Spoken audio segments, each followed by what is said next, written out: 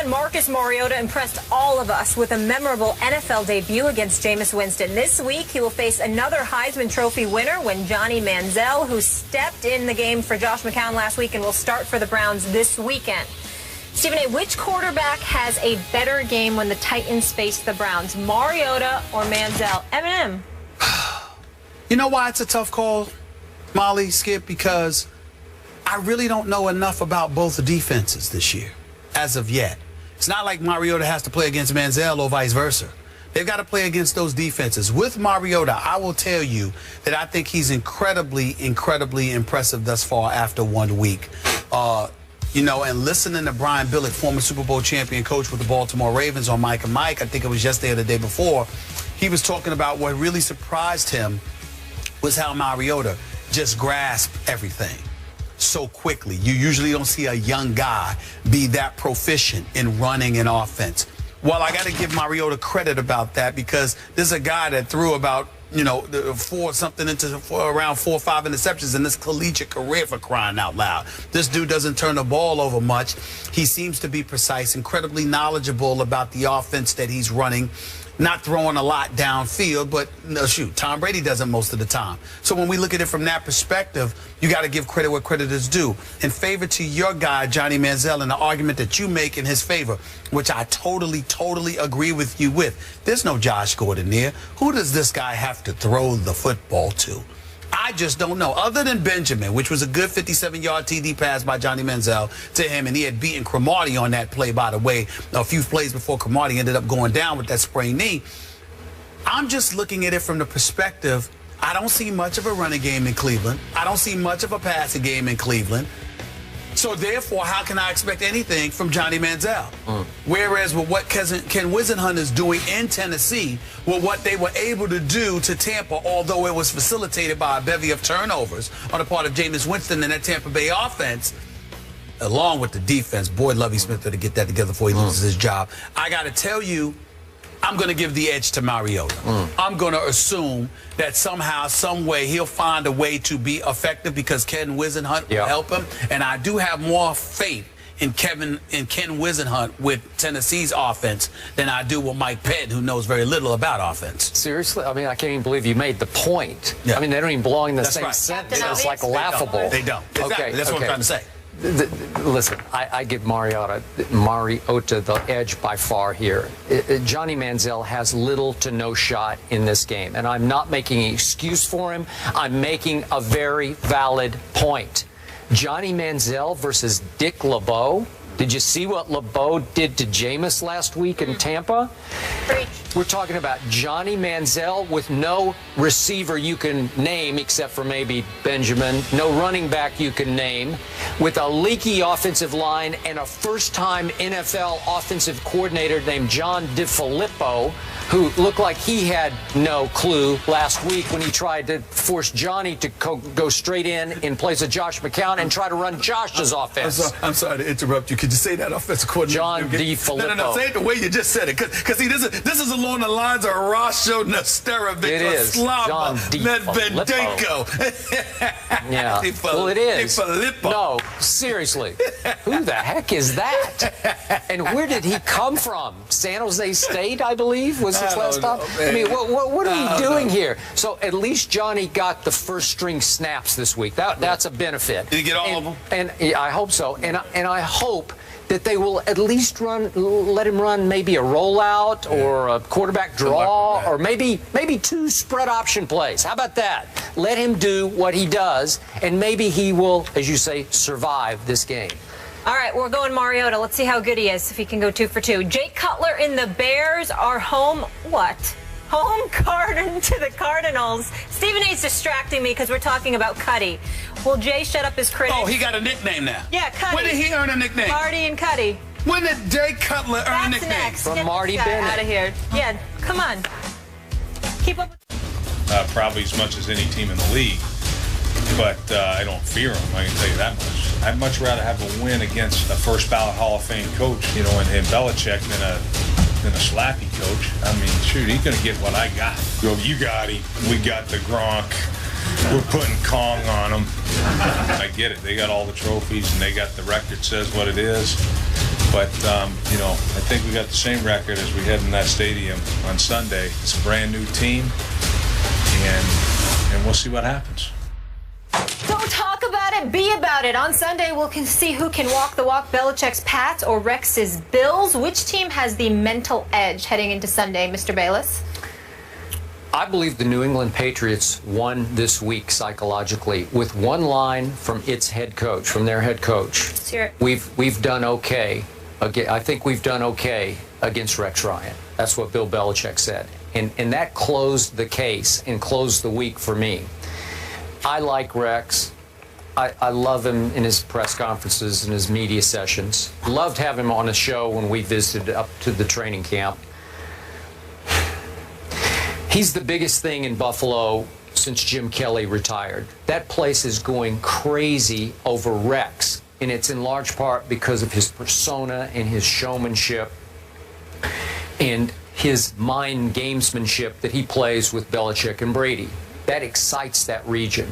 That place will be on fire this Sunday. But I thought that Rex got a little too full of himself this week.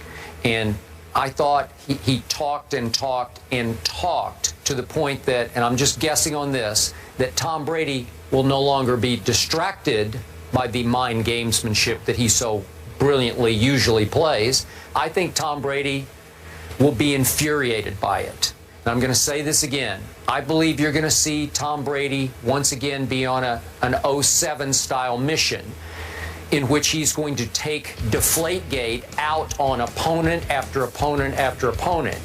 And the one he would like to most take it out on, just because they've had such a rivalry, and if any head coach has quote-unquote owned Tom Brady, it is definitely Rex the Hex Ryan. But in this case, I think he's going to relish taking it out on Rex's new football team. I'm sure Tom Brady respects the heck out of this defense, and he will take great pleasure in picking it to pieces. And I believe he will. I picked 24-21, and I know that doesn't sound like great conviction, but I think you'll walk away from this game saying, you know what? They walked in with the psychological edge, and they proved once again they're just a little better than even these Buffalo Bills. And I've got the Bills as a wild card team. That's not going to change off this game. But I think edge going in, Brady, Belichick. The Killer Bees advantage. Let's take a moment in all seriousness to dissect and highlight Rex Ryan. The last couple of years in New York, Rex Ryan's act came across as a bit buffoonish. I'm never calling him the man that, because you certainly don't want to get caught up in characterizing individuals in a derogatory fashion. And I'm certainly not doing that with Rex Ryan. I'm talking about his act. Yeah. Not talking about him, the man.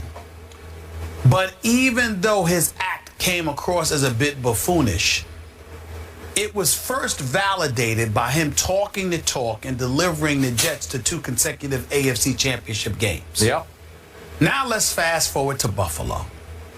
He gets fired from the New York Jets job. He comes on the set with us at First Take when we went to his camp. And even though I had no enjoyment whatsoever being up there in Foxborough with New England, I thoroughly enjoyed being in Rochester, New York. I love Foxborough. Well, I didn't like being up there because the New England Patriots were busy practicing and they never came on the show until the last 5 minutes. That's what they do. They're about winning football games, not being on the first day. I didn't want to be there, but I loved being in Buffalo and I loved being in Florham Park, New Jersey. I have no problem with them stiffing us. They were very good to us. They were, the Jets and the Bills were first class all the way. Let me just say that. And the better team is the New England Patriots. All right, that don't mean they ain't classless. Now let's get back to it. No one's ever accused them of being classless. I'm talking about towards their guests. That's all I'm saying. I mean it, and that's that. Now let me get back to the Bills.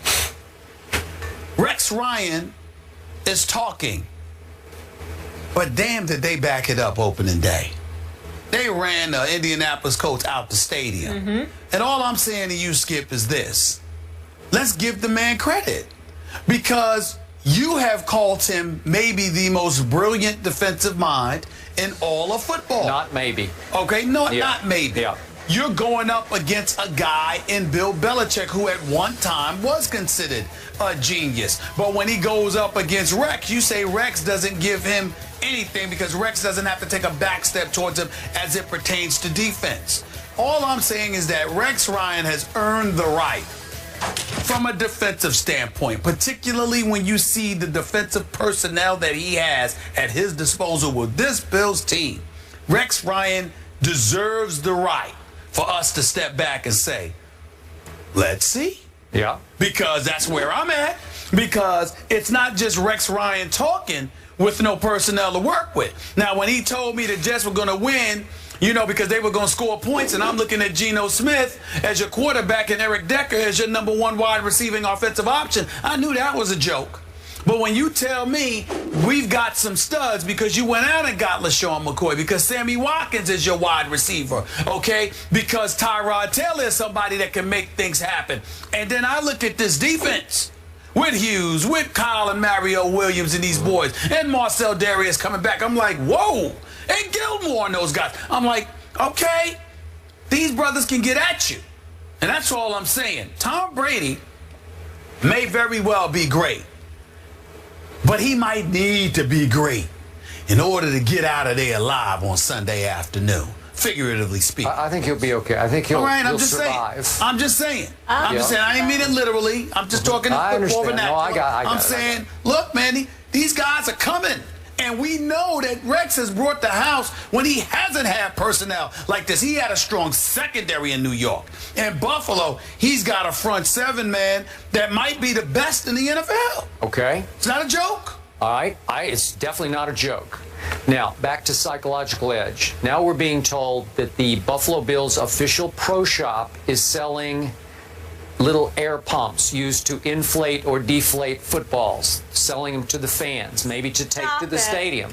So we're being told. Not a big deal, but I'm telling you it's going to be a deal. I will admit to you. I will admit to you, to do something like that to a guy like Tom Brady, he'll pay attention to that. I do believe he will take that to heart, and he will take it out I'm just on the saying, Bills. He's the kind of he guy. Will. Listen, he is the kind Michael of guy. Jordan not only taught us that, he taught me, look, little things that get said or implied to you, to the great one. I completely agree. We always hear that. Yep. Tom Brady's great. Advantage Brady. We have to leave it there. LaShawn McCoy did participate in drills, so that should be a good sign that maybe he'll be going on Sunday. Let's hope so. Speaking of Sunday, we got another matchup of Heisman-winning quarterbacks Marcus Mariota and the Titans face Johnny Manziel and the Browns. Johnny is starting. We'll discuss that one next. Who has the upper hand? Don't miss that. I said Eminem. I'm surprised that Molly wouldn't pick up on that, considering that Molly starts with an M.